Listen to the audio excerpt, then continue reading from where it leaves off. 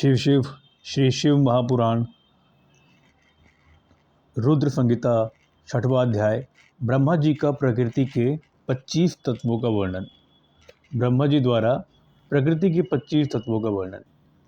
6वें अध्याय में ब्रह्मा जी बोले, हे ब्राह्मण, तुमने लोक कल्याणकारी ये बड़ा ही उत्तम प्रश्न किया है जिसे भगवान विष्णु भी नहीं जानते। महाप्रलय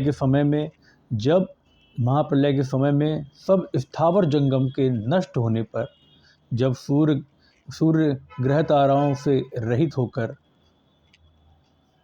सब अंधकार में हो गया था और चंद्र दिन रात अग्नि वायु पृथ्वी जल कुछ भी नहीं था, प्रधान आकाश और अन्य तेज भी शून्य हो गया था, तब सुई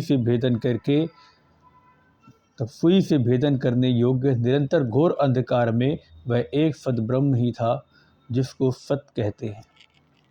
जब सत असत स्वरूप कुछ भी नहीं रह गया और जिसको योग्य निरंतर हृदयाकाश में देखते हैं, जो मन वाणी से परे, इंद्रियों के विषय से रहित, नाम और वर्ण रहित, स्थूल तथा सूक्ष्म भी नहीं है, जिसमें ह्रस्व दीर्घ एवं लघु, गुरु घटना बढ़ना कुछ भी नहीं होता, श्रुति भी जिसकी सत्ता को चकित होकर कहती है, वह सत्य ज्ञान और अनंत स्वरूप तथा परमानंद परम पुरुष हैं, जो ज्ञानमय और शोभा युक्त हैं, जो अमूर्त परतत्व हैं, वही सदाशिव की मूर्ति है। इसी को पंडित अर्वाचीन और प्राचीन ईश्वर की मूर्ति कहते हैं।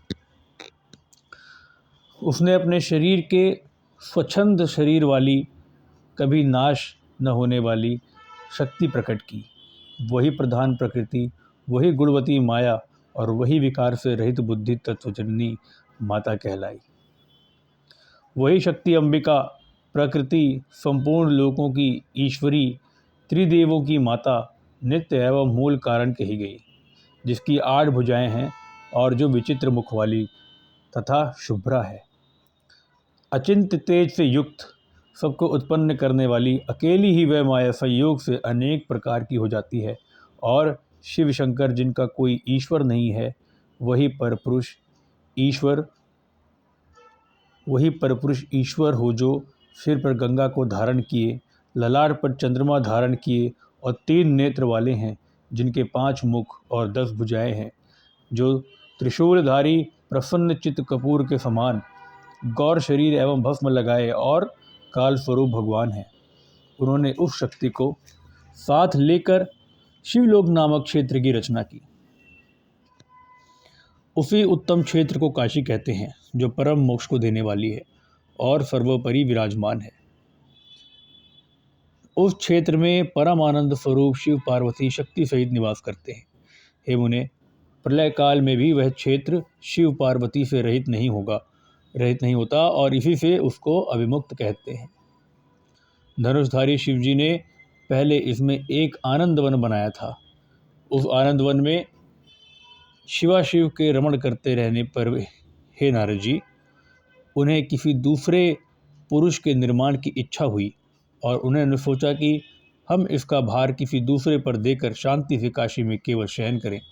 इस प्रकार निश्चय कर दे उनके दक्षिण के 10वें अंश में सुधा रूप आसव का व्यापार किया, जिससे त्रिलोकी में एक सुंदर पुरुष का आविर्भाव हुआ, जो शांत और सत्व गुण से युक्त एवं गंभीरता में सागर के समान था। तब उस अजय पुरुष ने प्रकट होकर परमेश्वर शंभु को प्रणाम कर कहा, हे स्वामी, मेरा नाम कहकर मेरे कर्मों को भी तो कहिए। यह सुनकर प्रभु शिव जी हंसकर बोले कि सर्वत्र व्यापक होने से जगत में तुम्हारा विष्णु नाम प्रसिद्ध होगा तथा भक्तों को सुख देने वाले तुम्हारे और भी बहुत से नाम होंगे। तुम परम कार्य साधन के लिए दृढ़ता से तप करो। ऐसा कहकर शंकर जी ने अपने श्वास मार्ग से वेदों को दिया। तब अच्युत विष्णु ने शिवजी को नमस्कार कर बड़ा तप किया और शिवजी अंतर्ध्यान हो गए। विष्णु जी ने 12,000 दिव्य वर्ष तक तप किया, किंतु तब से अब तक उन्होंने अपने मनोरथ कल्याणकारी शंभु का कभी दर्शन न पाया। जब उन्हें इसकी चिंता हुई तो शिवजी ने यह शुभ वाणी उत्पन्न की कि तुम अपने संशय को दूर करने के लिए फिर तप करो। विष्णु जी ने फिर बहुत दिनों तक घोर तप किया। तब शिव जी की माया से विष्णु के शरीर